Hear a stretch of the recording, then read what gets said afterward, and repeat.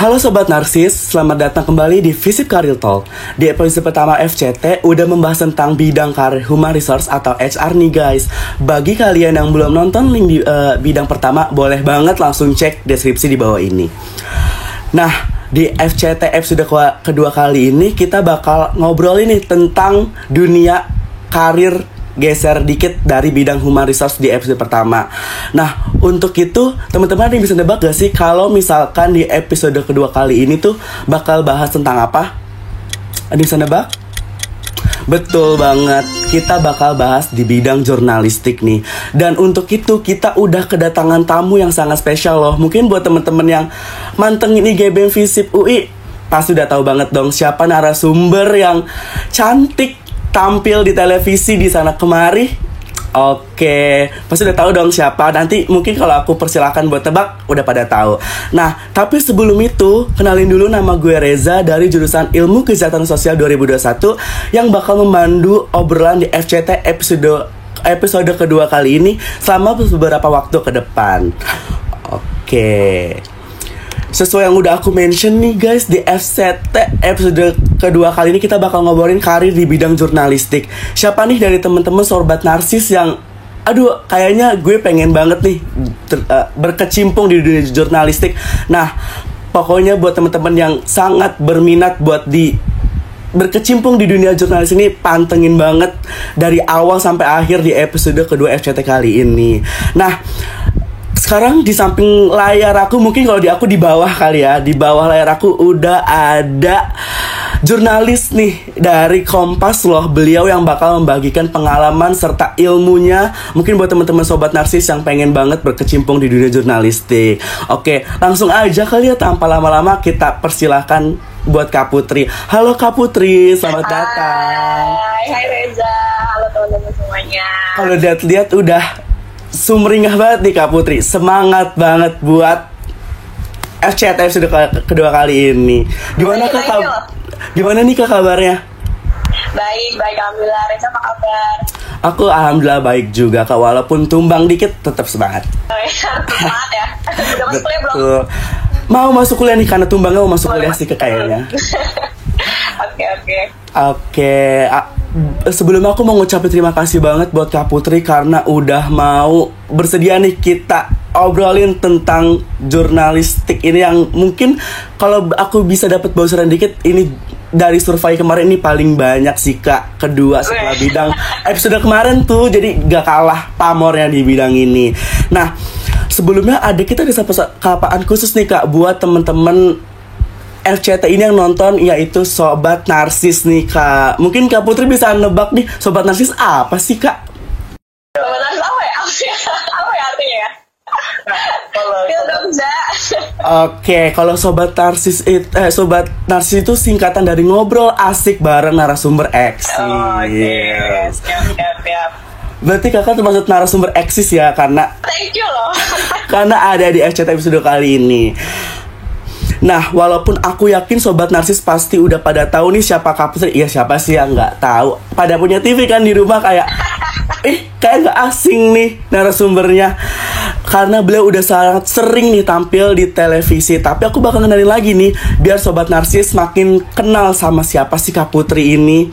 Oke, Kak Putri ini memulai pendidikannya sebagai mahasiswa ilmu politik Universitas Indonesia angkatan 2013 nih guys. Dan setelah menyelesaikan gelar sarjana di tahun 2017 lalu, beliau melangkah jejak karirnya dengan menjadi news reporter di PT Indosiar Visual Mandiri selama kurang lebih 7 bulan. Setelah itu beliau bekerja sebagai news reporter di PT Cipta Mega Suara Televisi, yaitu Kompas TV, yang mungkin teman-teman tahunya Kompas TV sampai sekarang nih. Oke Kak, mungkin tanpa lama-lama kita langsung masuk ke pertanyaan-pertanyaan, karena mungkin Sobat Narsis sudah gak sabaran banget nih Kak buat nanyain sama siapa sih Kak Putri. Soalnya kemarin di IGBM kayak siapa nih reporter cantik yang udah kayak fotonya kayak set gitu kan, kayak Oke, nih mungkin kalau tadi kita flashback apa sih jenjang pendidikan karir kakak tuh kan kakak dari jurusan ilmu politik ya kak, sampai akhirnya terjun ke media massa menjadi seorang news reporter atau bisa dikenal dengan sebagai jurnalis kak.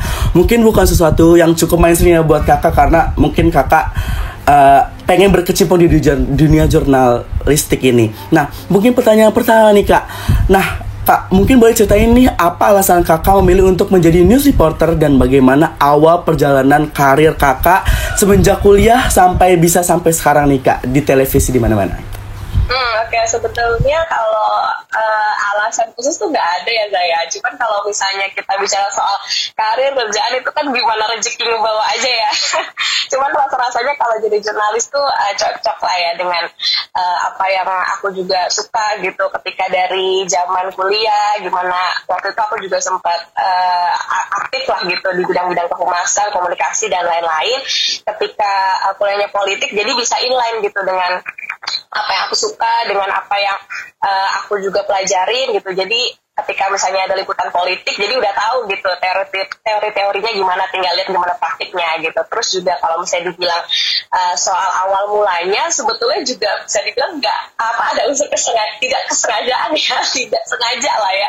Karena waktu itu sebetulnya belum terpikir juga untuk bisa masuk ke dunia jurnalis, tapi ada minat tapi nggak yang tadinya serius banget gitu. Cuman waktu itu kenapa bisa masuk jurnalis, ketemunya pas di job fair. Waktu itu ada di Balairo, pas kita lagi baru selesai kuliah lah gitu, selesai masa perkuliahan, ada job fair. Terus di situ ada boothnya waktu itu di TV pertamaku lah, di kantor pertama. Terus ya udah nothing tulus aja lah gitu, tes on cam segala macam. Terus ternyata dipanggil dan ya udah ternyata setelah dijalanin berlanjut sampai sekarang gitu. Kok 2 tahun, 3 tahun, ternyata sampai udah mau 5 tahun cocok gitu kan kerja jadi jurnalis gitu sih. Jadi ya sebetulnya nggak ada persiapan khusus atau ada kepikiran atau gimana atau cita-cita ya kok pengen banget gitu, tapi ternyata rezekinya ngebawanya ke sini gitu. Oke, berarti keren banget. Mungkin ini bisa jadi insight buat teman-teman narsis ya kak, kayak buat teman-teman narsis kayak ya nggak apa-apa gitu, walaupun tadi mungkin Kak Putri bun dari ilmu politik kayak ya nggak masalah mau lu dari jurusan apapun bisa gitu loh sebagai seorang jurnalis dengan soft skill yang bisa ditempatin di tempat lain. Oke, mungkin kalau kakak tadi bilang kakak dari ilmu politik nih, menjadi seorang jurnalis dulu kakak sempet kepikiran jiper nggak sih kak, atau kayak aduh bisa nggak ya kalau gue sama anak ilmu komunikasi yang mungkin secara teoritis atau segala teori pusing gitu, mereka udah lebih mumpuni dibandingkan kakak dulu. Kakak sempet ngerasa jiper atau ngerasa pesimis duluan nggak kak? Apa kakak pede aja gitu? Sebenarnya sih gak jiper-jiper banget ya, karena tadi karena udah kebiasa juga soft skill-nya keasah gitu ibaratnya pas kuliah, jadi udah punya bekal sedikit banyak gitu. Jadi tinggal banyak tanya juga, banyak, pokoknya intinya adaptif aja sih, adaptif. Jadi ketika kita masuk kerja, nanya-nanya nih apa sih yang dibutuhkan gitu untuk bisa jadi seorang jurnalis, apa sih kemampuannya, ya itu tadi public speaking, nulis berita. Terus kita juga harus tahu gimana menentukan angle, news judgment, kayak gitu-gitu. Jadi ya learning by doing itu gitu. Tapi tetap kalaupun misalnya ngerasa nih aduh sebenarnya inline nggak sih dari jurusan kuliah ke pekerjaan ini, nah tapi diyakinin waktu itu sama HR-nya, dibilang kalau jadi jurnalis tuh karena kita ngambil dari semua jurusan, jadi sebetulnya bisa gimana kamu passion apa enggak aja gitu. Jadi tanyain ke diri sendiri dulu, passion gak sih gue gitu untuk jadi jurnalis, untuk bisa jadi jurnalis gue mau belajar gak sih gitu. Karena kalau dosen temanku tuh ada yang lulusan kedokteran, ada yang lulusan fakultas teknik, tapi ketika di lapangan ya sama-sama aja gitu. Jadi emang gimana kita mau belajar atau mau adaptif aja sih. Urusan ilmu kan bisa dibilang itu jadi support kita aja. Jadi ketika kita kayak tadi tuh, misalnya aku lulusan ilmu politik, ketika misalnya liputan pemilu gitu, jadi aku udah tahu ilmunya tentang politik seperti apa, tapi tinggal gimana caranya kita membawa itu jadi live report, jadi naskah. Nah itu yang harus diadaptasi gitu ketika masuk kerja gitu. Gak ada alasan jiper-jiper ya. Berarti PD adalah kunci ya kak. PD adalah kunci. Betul. Belaga gila aja say gitu kan. Wah mungkin bisa jadi teman-teman kayak walaupun jiper belaga gila itu penting buat belaga gila. Karena lulusan Universitas Indonesia tuh, aduh itu dipandang lah gitu ya sama orang-orang. Jadi jangan sampai kita tuh jadi jiper gitu, padahal buset gue tuh lulusan UI coy, Universitas Indonesia. Oke, berarti bener ya guys, jangan jiper-jiper kata Kak Putri. Kayak nggak bisa, tetap bisa gitu. Bisa, harus bisa. Oke, itu penting ya guys, personal branding, firm, percaya diri, belaga gila mungkin dari Kak Putri tadi tambahan. Oke, kalau tadi kita udah bahas personal branding nih Kak, terus ilmu dari awal Kakak berjenjang kali di jurnalistik, sekarang pengen tahu sih Kak, kalau kita sebelum masuk ke bidang yang lebih spesifik di jurnalistik tuh, kalau Kakak tuh dulu sebenarnya seorang jurnalis ngapain aja sih Kak? Apakah kita cuma ngomong depan kamera, jalan-jalan, mungkin orang yang awam mungkin kayak enak nih Jarni, news reporter jalan-jalan coy, kayak gitu, kapan lagi gitu? Kalau pasti tidak ya. Nah, Kakak tuh gimana sih? Mungkin kita bisa melihat nih POV dari seorang news reporter yang aslinya nih. Oke. Iya, bisa dibilang enak ya sebetulnya kerjaannya. Kalau bisa dibilang jalan-jalan, ya iya benar jalan-jalan. Karena kan kita nggak di kantor kan, kebanyakan kita di jalan gitu. Ke kantor cuma ngambil alat liputan, terus udah diantar ke tempat liputan. Nah itu baru kita kerja di kantor orang gitu ibaratnya. Tapi itu udah pasti ketika kita mau liputan kan udah ada nih, maksudnya dikasih nanti liputannya ke sini gitu, misalnya ke DPR. Nah udah tuh langsung riset segala macam isu apa nih yang bisa kita tanyain ke anggota dewan, isu apa nih yang lagi berkembang di DPR, isu apa nih yang nantinya mau dibawa misalnya di prolegnas atau nanti isu yang mau dibawa ke rapat paripurna kayak gitu. Itu harus tahu tuh. Jadi ketika kita udah nyampe nih langsung, aduh tadi hasil riset gue ini, gue akan tanya ini, cari narasumber, terus wawancara, bikin naskah, live report segala macam. Ya itulah, jadi sebetulnya kerjanya nggak cuma jalan-jalan ya, tapi juga riset. Kita juga harus bisa mendekati, bahkan mendekati itu lobby-lobby ke narasumber supaya mau kita wawancara. Terus juga harus bisa gimana caranya kita, kan info banyak banget nih ya. Kalau ketika kita wawancara kan kita nggak mungkin cuma nanya satu pertanyaan dong, pasti nanya banyak, dan gimana informasi yang banyak banget itu sebisa mungkin kita bisa sampaikan dengan baik dan benar dan bertanggung jawab di live report. Terus juga di naskah kita nanti ketika tayang di berita. Nah itu jadi tantangannya. Jadi kita nggak cuma jalan-jalan doang kerjanya, tapi juga riset juga, harus mikirin paket berita juga, harus mikirin gimana kita nanti mau nge-report itu seperti apa gitu. Oke, berarti aku mau nanya deh Kak, aku penasaran kalau misalkan kayak live report gitu kan, ada berita yang aktual banget. Berarti Kakak ngerisetnya tuh di mobil ya Kak? Langsung kayak, aduh apa nih gitu. Kayak mikirin riset, belum touch up kan, Kakak nggak mungkin nggak touch up mau di kamera Kak. Wah, berarti kenapa Kak? Boleh? Jadi tuh misalnya plottingan udah keluar dari malam, itu mungkin liputan yang enak lah ya, ibaratnya udah kita tahu mau kemana gitu. Jadi bisa risetnya dari malam, atau misalnya pas sebelum berangkat ke tempat liputan kayak gitu bisa tuh risetnya kan. Jadi apa aja sih nih perkembangan si isunya kayak gimana, terus juga bikin pertanyaan nanti yang mau ditanya kayak apa gitu.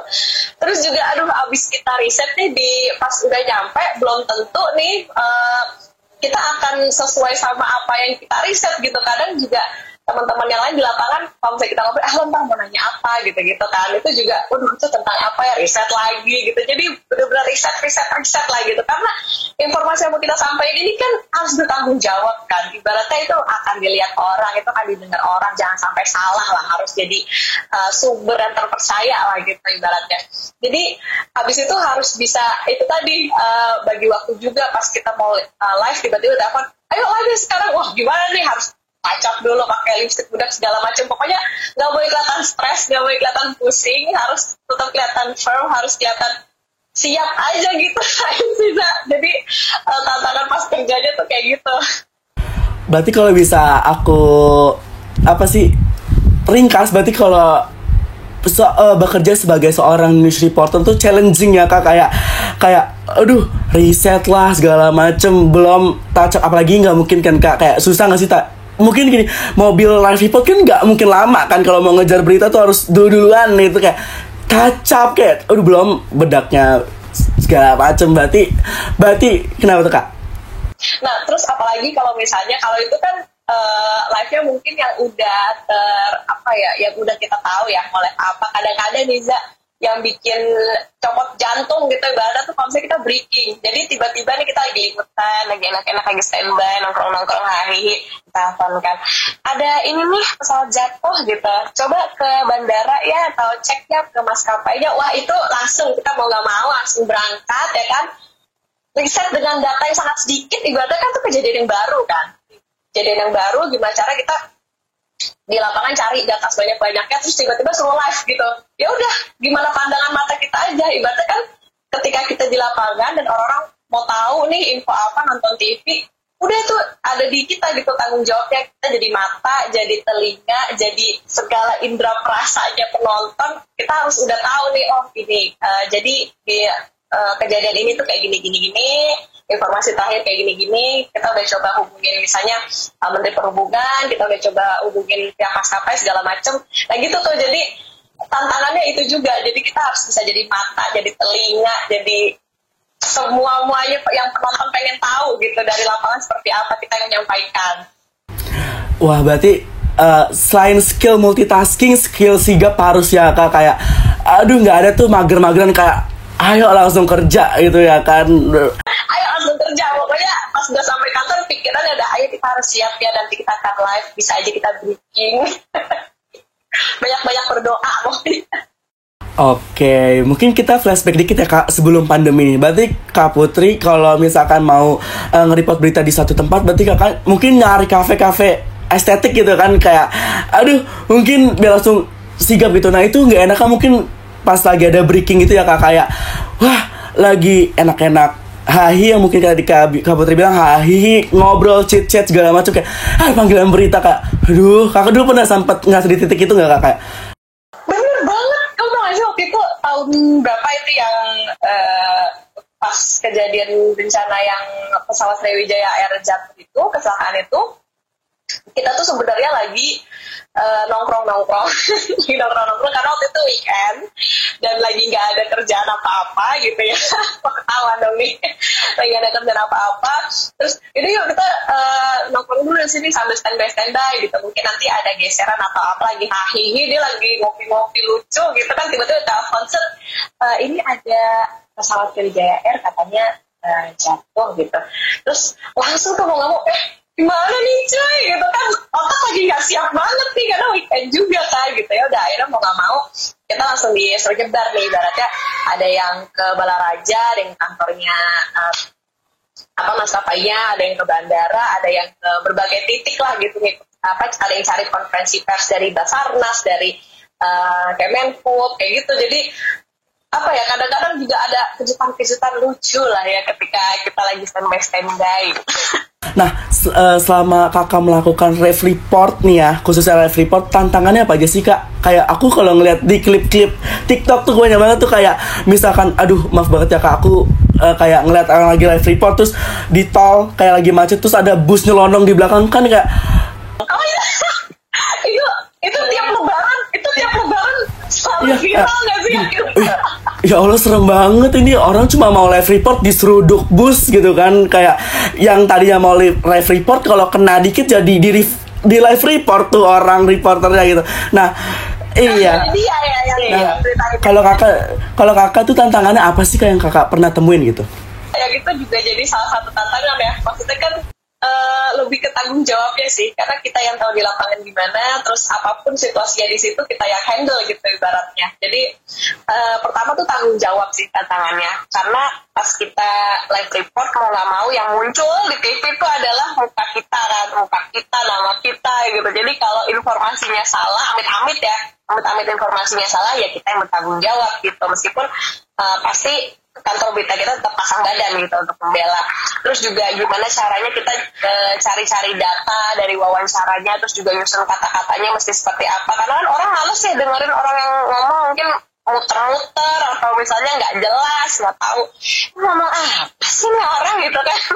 Terus juga nah itu tadi kalau saya ada yang gangguin, suka lihat gak sih kalau misalnya lagi live terus di belakang tuh ada yang kayak dada gitu kan. Nah itu tuh gimana cara kita nggak ketawa, atau juga gimana cara mental kita bisa handle, oke, jangan terdistract gitu kan, karena kalau terdistract bisa jadi kita lupa atau malah jadi laporannya nggak jelas gitu kan. Nah itu tuh apalagi waktu itu paling paling ingat tuh waktu itu liputan di adalah di salah satu daerah di Jakarta Selatan, dan itu lagi mau malam takbiran. Itu kan luar biasa kan, petasan segala macam dan harus live.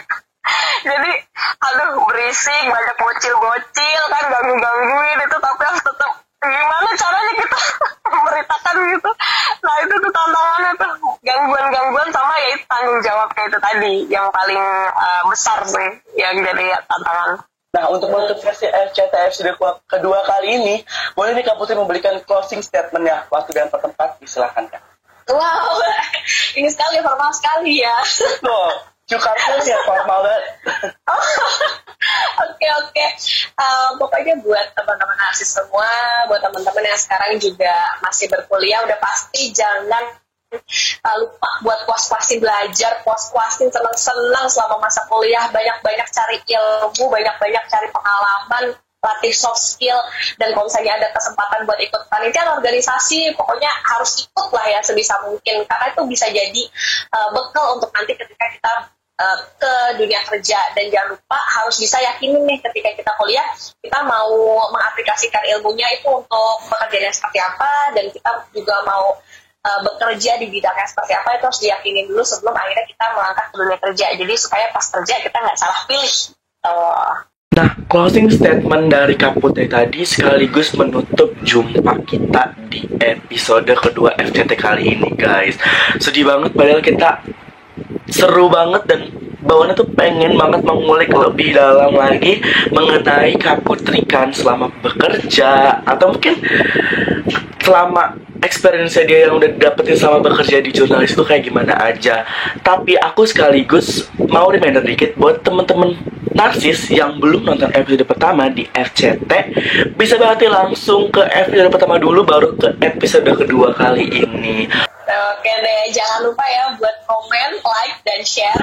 Akhir kata, gue Reza pamit undur diri. Dadah.